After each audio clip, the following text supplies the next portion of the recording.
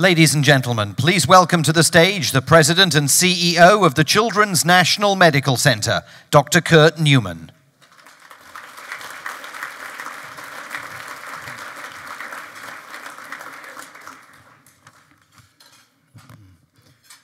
Thank you and good evening.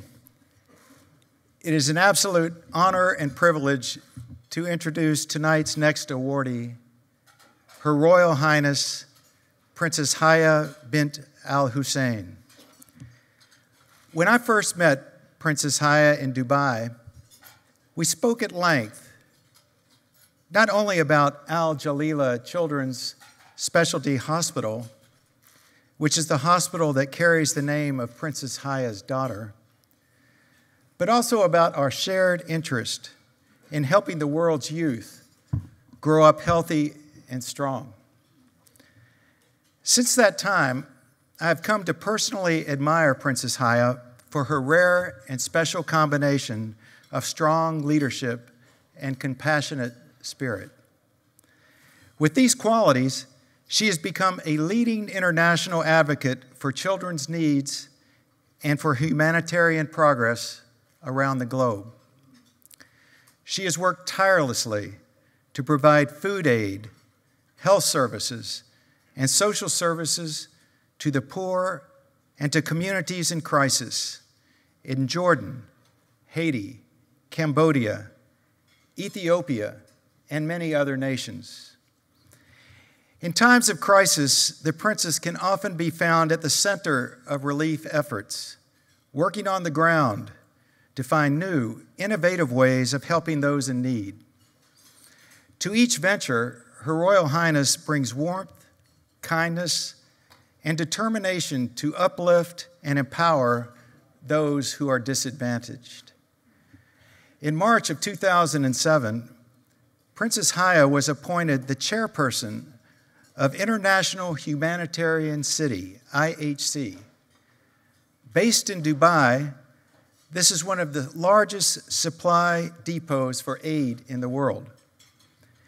In September of the same year, Princess Haya was selected by UN Secretary General Ban Ki-moon as Messenger of Peace. This is the highest honor bestowed by the United Nations on a global citizen. And it is a fitting role for a leader who has devoted herself to aiding the most vulnerable among us. Tonight, I am extremely proud to help the Atlantic Council recognize Princess Haya's contributions to the global community by bestowing a Distinguished Leadership Award. Now, please join me in welcoming Her Royal Highness to the stage.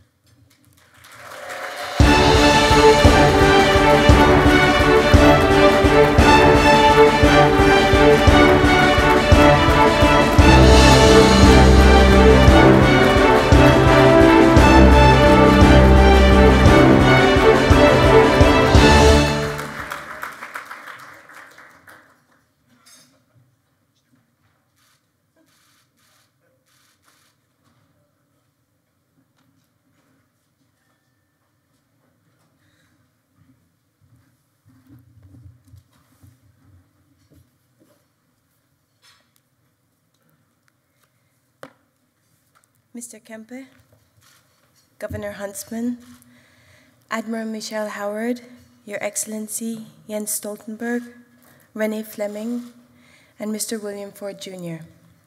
Your Excellencies, ladies and gentlemen, I'd like to start by thanking Mr. Newman for that generous introduction. I'm privileged to be introduced by a man who's been instrumental in cementing such a solid bridge between the United Arab Emirates and the United States, and by working tirelessly to do so through a partnership that saves children's lives, through the very best pediatric medical care possible. And in all honesty, I don't know of any calling better than that cherishes innocent lives of children and gives them a start to life.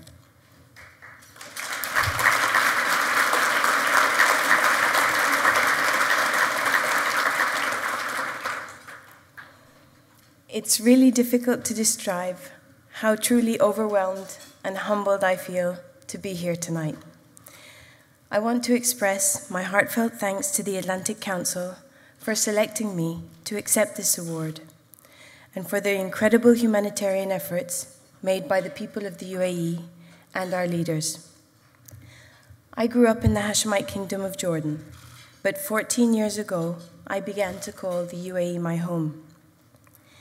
7 federally unified emirates, states that had all survived a harsh desert climate, enduring hunger, poverty, high infant mortality, and disease. Of course, the discovery of oil had enabled the UAE's founding fathers to improve living standards in ways never dreamed of before.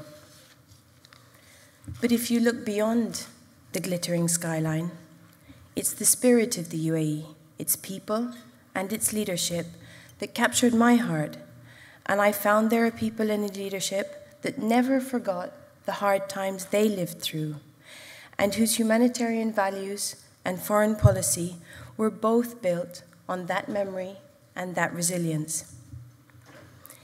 It's no accident that the OECD records the UAE as the world's most generous humanitarian donor as a percentage of its GDP. With a population of only 9 million, in 2015, the UAE government gave $5 billion to aid projects. And when you add private donations, the UAE aid tops $8 billion a year. And everything, absolutely everything, that I'm able to do is completely thanks to that generosity of spirit. The ways in which, in many ways, the UAE that I fell in love with is a place much like this great country when it started, a land of dreams, a land of tolerance and diversity, inclusivity. Today, the UAE has the highest percentage of women in higher education of any country in the world. We have an incredibly diverse population from 200 countries with every religious faith, and we even have the world's first minister of tolerance. When friends ask me what the UAE has done in the fight against Daesh, I love to point out that during the first coalition airstrike, the lead plane was from the UAE, and it was flown by a woman.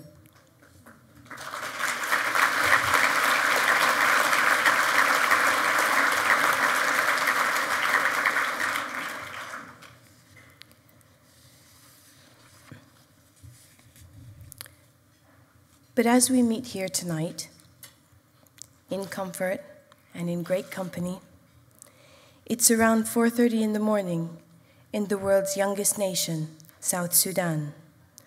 It will be a couple of hours before the first glimmer of light appears on the northeast African horizon. Far too many in South Sudan are welcoming this day as another day of hunger. There's no comfort in the darkness that enshrouds the world starving.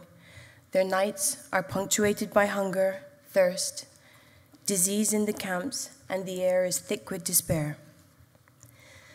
I'm often reminded of the proverb that the darkest hour is just before dawn. But I also wonder just how dark the South Sudanese night has to become before we can welcome a dawn of hope. Early this year, the United Nations declared a state of famine in South Sudan. The UN doesn't use this term lightly. It's the first time in 6 years that any country had met the grim criteria for this label. The famine designation only applies to a small part of South Sudan, but 20 million other people there in Yemen, Somalia, and Nigeria are also on the brink of famine. That's more than the combined population of this entire region: Virginia, Maryland, the District of Columbia, West Virginia, Delaware, and Rhode Island. And this is not just a problem for South Sudan. It's a problem for all of us. Famine and war have already created 1.8 million refugees in that region. And hunger, dislocation, and despair are incubators for intolerance and terrorism. Have no doubt, they are the weapons of war that terrorist groups and corrupt politicians use, and it's up to us to take those weapons away. Today, there are more than 65 million refugees and displaced people worldwide, higher even than after World War II.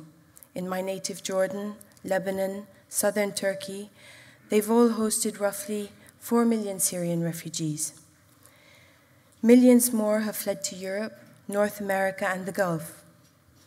When I speak to those victims in those humanitarian crises, they tell me that they all just want to live in peace, to love their families, and to feed and care for their children. They wonder why they must pay for the failure of their politicians and others. They ask if they've been forgotten. And this is where the anger of forgotten is born. Places where people have absolutely nothing to lose. The Atlantic Council of America has a great history, and as an organization, it can and does help to make a difference in this world. And all of the other award winners tonight have shown through their dedication and everything they have done what's possible. For me, it's a great honor to be among them, but it's also a great honor to be among people of influence, people like you. I wanted to say that you're not alone in shouldering the burdens that you face. The UAE and many other countries, you will always find willing and credible partners who are committed to humanitarian diplomacy as you are. Today, as in the days when the Atlantic Council was founded, the world looks to the United States for leadership. American involvement is crucial to ending the kinds of conflicts that have created the threat of mass starvation in the East Africa and Yemen, and so many other places of worry in the world. Together, we can create a different future for our children. But I start tonight by thanking you for this award. Thank you.